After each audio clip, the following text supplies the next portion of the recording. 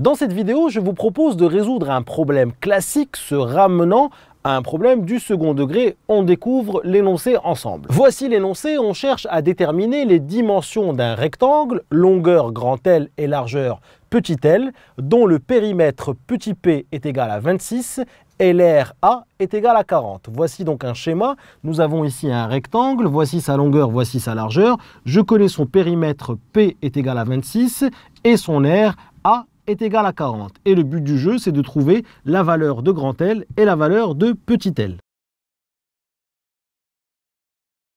Première étape, nous allons commencer par mettre en équation ce problème. Donc la première étape, c'est la mise en équation du problème. Alors c'est un problème qui est relativement simple à mettre en équation. Regardez, nous avons le périmètre petit p d'un rectangle. Nous savons que c'est la longueur plus la largeur fois 2. Donc ici, longueur plus largeur fois 2 est égal à 26, puisque dans l'énoncé, on nous dit que le périmètre p est égal à 26. Donc longueur plus largeur fois 2 égale à 26. Ceci est équivalent à dire que longueur plus largeur est égal à 26 divisé par 2, donc est égal à 13. En revanche, l'aire d'un rectangle, l'aire c'est toujours longueur fois largeur. Donc ici, longueur fois largeur va être égal à 40, puisqu'on nous dit dans l'énoncé que l'aire est égal à 40. Donc voici une première équation.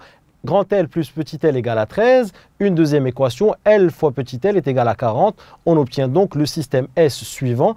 Grand L plus petit l est égal à 13 et grand L fois petit l est égal à 40. Alors c'est un problème classique que vous devez connaître. Nous sommes ici à la recherche de deux nombres dont on connaît la somme et dont on connaît le produit. On attaque ensemble la deuxième étape qui est la résolution du système. Voici le système. Grand L plus petit l égale 13, c'est l'équation numéro 1. Grand L fois petit l est égal à 40, c'est l'équation petit 2.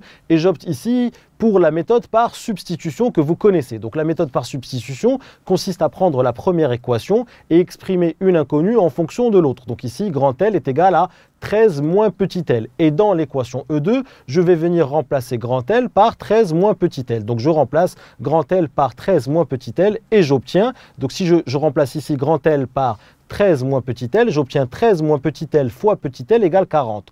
Je développe ici le membre de gauche, 13 fois l me donne 13l, moins l fois l me donne moins l carré. Le 40 passe dans le membre de gauche, moins 40 égale 0. Je mets d'abord le l carré, puis le l, puis la constante, donc j'obtiens moins l carré plus 13l moins 40 égale 0.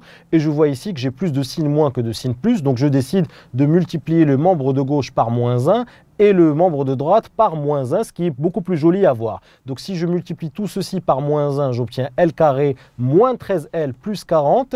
Et si je multiplie 0 par moins 1, ça reste toujours 0. Alors en observant cette équation qui est parfaitement équivalente en fait à ce système-là, si vous voulez, j'observe que là, le 13 ici, ce n'est rien d'autre que le petit p. Le petit p étant la somme des deux inconnus.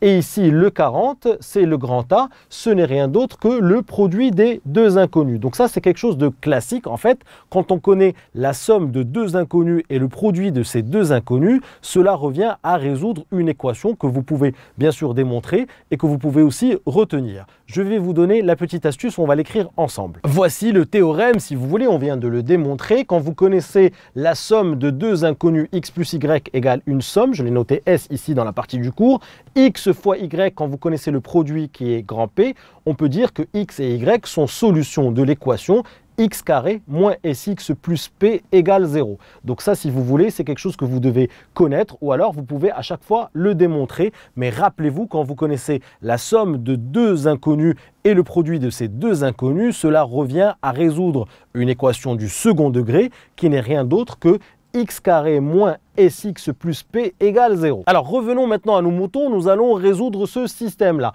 Je sais que le système est équivalent à grand L égale à 13 moins petit l, et en remplaçant grand L par 13 moins petit l dans la deuxième équation, j'ai obtenu une équation du second degré en petit l. Maintenant, je vais résoudre cette équation du second degré en petit l. La résolution est simple, delta c'est b carré moins 4ac, b ici c'est moins 13 au carré moins 4 fois a fois c, 1 et fois 40, 169 moins 160, j'obtiens donc 9. 9 est strictement positif, j'obtiens donc deux valeurs possibles pour petit l qui sont moins b moins racine de delta sur 2a et moins b plus racine de delta sur 2a. Je fais mon petit calcul. Moins b c'est 13, moins racine de delta c'est moins racine de 9. 2 fois 1, racine de 9 c'est 3, 13 moins 3 divisé par 2 me donne 5.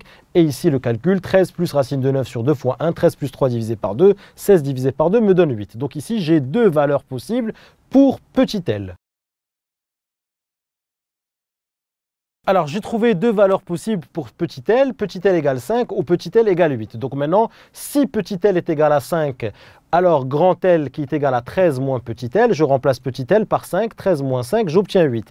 Et si petit l est égal à 8, alors grand L qui était égal à 13 moins petit l, 13 moins 8 est égal à 5. Donc après, je retourne au problème. Retour au problème, c'est la dernière étape de ma rédaction. Les couples solutions sont 5, 8 et 8, 5, ce qui est parfaitement logique puisque ce problème est un problème symétrique évidemment. La longueur ici peut être égale à 8 et la largeur peut être égale à 5 ou alors évidemment on peut très bien avoir un rectangle qui est plutôt dans ce sens-là, d'accord, où la longueur et la largeur sont inversées. Et bien sûr, on peut vérifier que nos résultats sont bons. Si ici j'ai 5 et ici j'ai 8, 5 plus 8 va me donner 13 et 13 fois 2 va bien me donner 26. Et bien sûr, l'air c'est 5 fois 8, ça va bien me donner 40. Et de manière symétrique, si ici c'est 8 et ici c'est 5, évidemment, on obtient exactement le même résultat pour le périmètre et pour l'air. 8 plus 5 fois 2 va me donner 26 et 8 fois 5 va me donner 40. Donc voilà, c'était un problème classique qu'il fallait connaître. Quand on connaît la somme de deux inconnus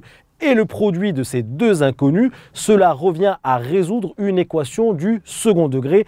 Et vous l'avez vu ici dans un cas très concret. Si tu as aimé cette vidéo, n'oublie pas de t'abonner à ma chaîne en cliquant sur le bouton en bas. Tu seras averti à chaque fois que je vais poster une nouvelle vidéo. Et surtout, n'oublie pas d'aller jeter un petit coup d'œil à mon site kifflesmaths.com. Je t'ai mis ici le lien à ta droite. Sur le site, je te propose plein d'autres ressources et te réserve évidemment des surprises. À tout de suite sur kifflesmaths.com.